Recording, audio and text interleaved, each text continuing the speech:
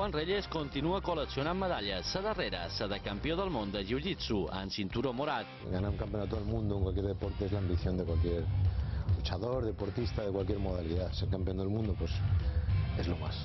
Ya no por el hecho de haberlo conseguido, sino por el hecho de haber ya llegado hasta allí, ya para mí ya era un triunfo. Lo que pasa que, bueno, llegar y conseguir el objetivo y poderlo ofrecer a mis alumnos, a mi gente, a todos los que me han apoyado y a todos los sponsors, pues ha sido lo más grande.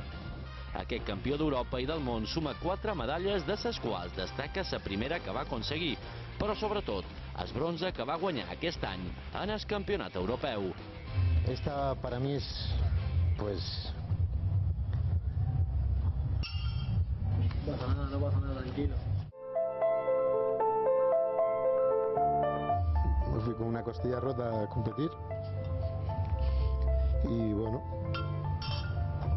iba pasando rondas, bueno, pero todos me decían que parara, me aconsejaban que parara porque, bueno, para evitar una lesión mayor, poderme clavar una costilla en un pulmón y que la cosa fuera más seria.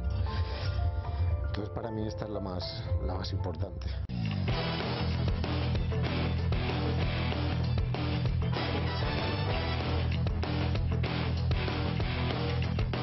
En els 42 anys, Juan Reyes continua amb la il·lusió intacta i ja pensa en objectius nous. Ahora el próximo año lo quiero ganar en marrón, me han subido marrón recientemente y ya el sueño total es ganarlo en faixa preta, en cinturón negro. Ese es mi objetivo, ganar el mundial en cinturón negro algún día. Però abans d'aquest mundial, Reyes s'ha de preparar per competir a l'Europeu de Lisboa, a gener del 2015.